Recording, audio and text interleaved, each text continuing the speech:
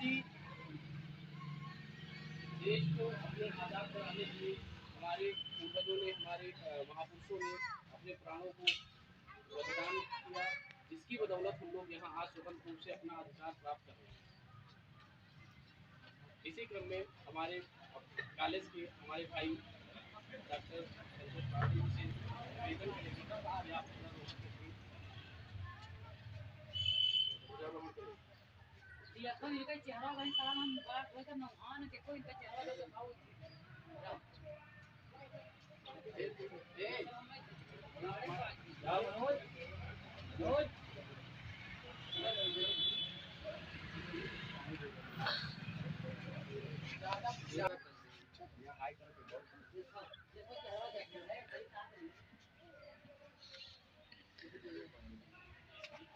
ये बड़ा दीवानी करेक्ट है।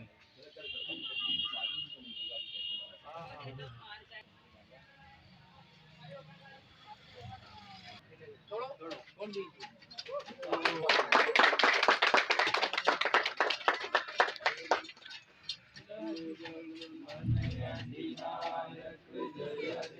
भारती बाद विधाता पंजाब सिंध गुजरात मराठा द्राविड़ उत्कल विंध्य हिमाचल यमुना गंगा उछल चल ही तिरंगा।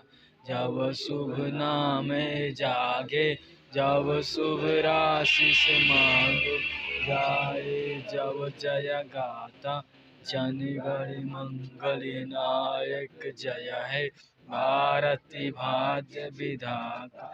जय हे जय हे जय हे जय जय जय जय जय जय जय जय। पाटिल से निवेदन करेंगे कि 26 जनवरी के पावन अवसर पर बच्चों को जो सत्य राशि प्रदान करेंगे।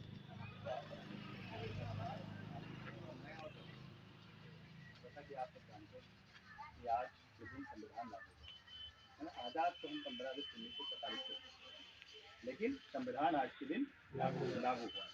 और संविधान लागू होने का मतलब ये है कि हमें अधिकार मिला था, हमें उन तमाम यानी हजारों सालों से जो चले आ रही व्यवस्था, राजशाही, निरंकुशशाही, है ना, गुलामगिरी, इन सब से हम आज़ाद हुए। निश्चित तौर पर हमें क्या मिला था? आज़ादी। और वो आज़ादी किससे सुनिश्चित होती है? कानून का शासन, हम भारत के लोगों का शासन, है ना भाई। संविधान क्या है? वो राजशाही से मुक्ति है, जो राजाओं का शासन होता था, जो बादशाह का शासन होता था, उन सब से तो मुक्ति है। वही तो सुनिश्चित कराता है कि हम आज़ाद है ना। तो संविधान जो इस 76 साल हो गए, आज हम 76वां गणतंत्र दिवस मना रहे हैं, है ना। 75 साल आज़ादी को हो गए, जब संविधान लागू हुए हो गए 75 साल, और हम निरंतर ये चीज़ बरकरार रखें। आज हमारे देश जो देखो, पाकिस्तान है, म्यांमार है, जो पड़ोसी देश है, जो भी देश है, कोई भी इससे व्यवस्था नहीं पा सका, है ना। लेकिन जब से संविधान लागू हुआ, तब से आज हम निरंतर उन्नति कर रहे हैं। आज के दिन देखो, हाथी निकलती, लोग अपने सांस्कृतिक कार्यक्रम का प्रदर्शन करते हैं, अपनी व्यक्तिगत प्रतिस्पर्धा या व्यक्तिगत जो उनके पास हुनर है, उन सब का प्रदर्शन करते हैं।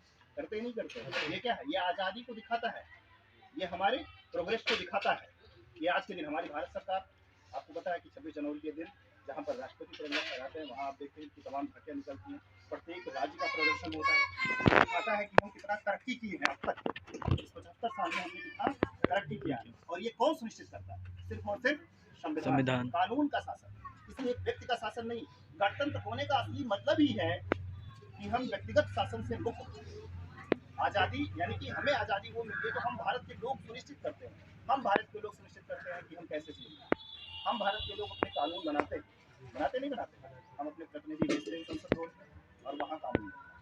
लेकिन इसका मतलब ये नहीं है कि हम एक आदर्श व्यवस्था बनाते है। बात नहीं, हम युवा हैं। आज के दिन देखते हैं, हम अभी आ रहे थे तब देख रहे थे 4-5 लड़के एक ही बाइक पर बैठते हैं और झंडा लगा लेते हैं आगे, और उसके बाद लहरा शुरू करते हैं। उन्हें लगता है यही आज़ादी है। क्या ऐसे सुनिश्चित होगी? ऐसे बढ़ेगा? हम कोई आदर्श व्यवस्था में अभी नहीं पहुंचे। आप देखते हैं, आप सबसे पढ़ते हैं और कॉम्पिटेटिव एग्जाम की तैयारी करते हैं, आप देखते हैं रिपोर्ट पढ़ते हैं, तमाम मामलों में भारत पीछे आ रहा है ना। तमाम मामलों में पता चलता है भुखमरी हमारे यहाँ ज़्यादा है, अशिक्षा अभी बहुत ज़्यादा है। ये सब कैसे खत्म हो जाए? ये निश्चित तौर पर ये नहीं दिखाता कि हम कोई आदर्श व्यवस्था में पहुंचे। हमारे जो देश के लोगों ने भी हमें आज़ादी दिलाई, हमारे पूर्वज, आप देखो अपनी जवानी की बात है नहीं, चंद्रशेखर आजाद, भगत सिंह, सुभाष चंद्र बोस, उन्होंने तो अपने जीवन को जीवन नहीं समझा, निछावर कर दिया। महात्मा गांधी, इन लोगों ने अपने जीवन को निछावर किया। क्यों? इस देश के लिए तो सपना देखा हो, है नहीं, तरक्की देखी, इनके नजर में एक भारत की तस्वीर नहीं हो कि हमारा देश ऐसा बनेगा। तो अभी हम कई मामलों में पीछे हैं, बहुत ज्यादा पीछे, है ना। अभी हम विकसित नहीं। निश्चित तौर पर हमारे पास एक अस्थायी और सुदृढ़ राजनीतिक व्यवस्था है, पर अभी हम वहां तक पहुंचे नहीं है जहां तक हमें पहुंचना चाहिए। इसके लिए जिम्मेदारी किसकी बनती है? हम सब।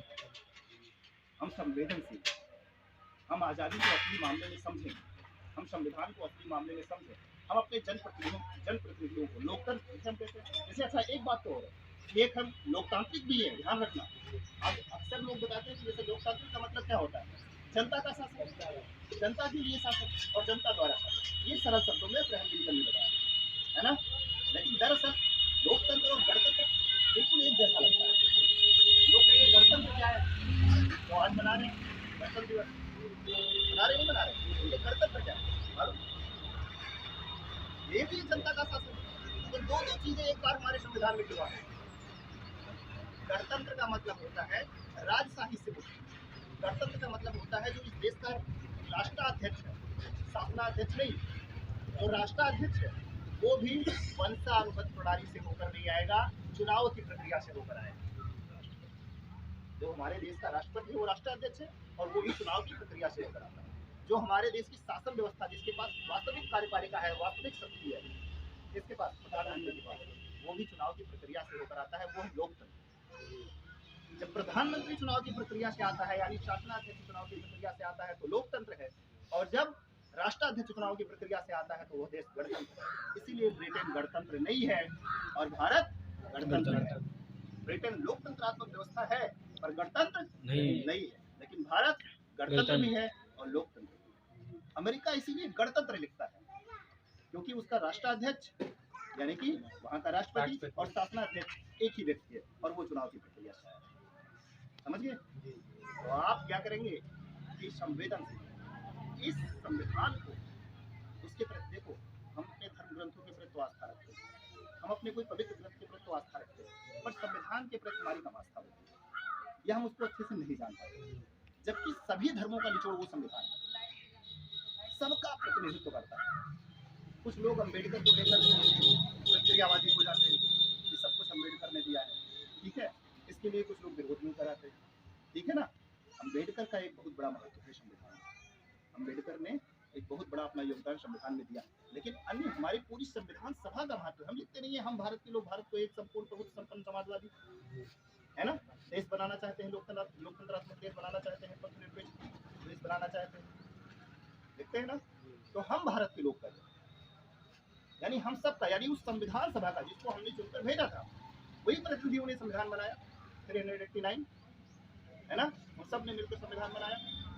तो उस सब का महत्व, यानी हम सब का महत्व। और अगर हमें ये देश को आगे ले जाना है, एक तरक्की पर पहुंचाना है, विकसित भारत बनाना है, तो जरूरी है कि हम संवेदनशील रहें, हम संविधान को समझें, उसके अनुसार तरक्की करें, अपनी योग्यता को, भाई हम आज क्यों योग्यता का प्रदर्शन करते हैं आज के लिए, खास तौर पर आज के लिए, क्योंकि इस योग्यता का प्रदर्शन करने से पहले जब हम गुलाम थे तब हमें मौका नहीं मिलता। हमारी व्यक्तिगत योग्यता का सामाजिक, आर्थिक, राजनीतिक तरक्की का कोई मतलब नहीं होता है, पर आज है। क्यों? क्योंकि संविधान हमें वो आज़ादी सुनिश्चित करता है जिसे हम मौलिक अधिकार के रूप में जानते हैं, है ना। तो बस ज़्यादा नहीं, आपका समय नहीं लेंगे ज़्यादा। हमारे आप सभी को गणतंत्र दिवस की हार्दिक शुभकामनाएं। जैसा अभी संतोष जी ने बताया कि आज ही के दिन हमारा संविधान लागू हुआ था और हम पूर्ण रूप से स्वतंत्र देश बने थे। वैसे हमारा संविधान तो 26 नवंबर 1950 को ही लागू हो गया था, ठीक है, अधिकृत हो गया था, लेकिन उसको पूर्ण रूप से लागू 26 जनवरी 1950 को किया गया था। उसी के प्रतीक के रूप में हम लोग आज 26 जनवरी का ये उत्सव मनाते हैं और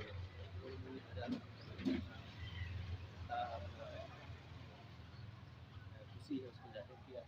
आप लोगों को पुनः बहुत बहुत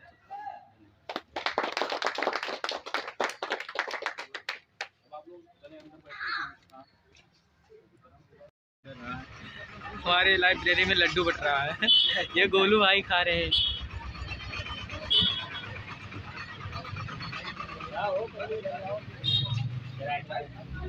ये हमारे बड़े भाई लड्डू वितरण कर रहे हैं सभी लोगों को।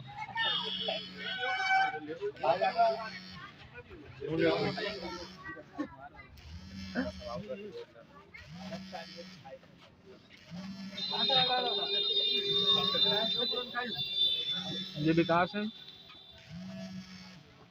सभी लोग अंदर जा रहे हैं भाई।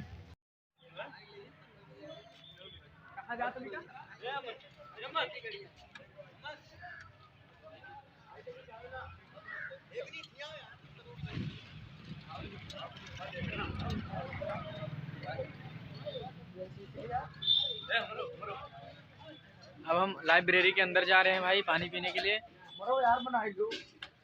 ये हमारे विकास हैं, बड़े भाई फ्रेंड हैं, और ये हमारे कैडेट। फिर मैं अंदर चल रहा हूँ भाई। हम लिखा लिए ये झंडा झंडा तो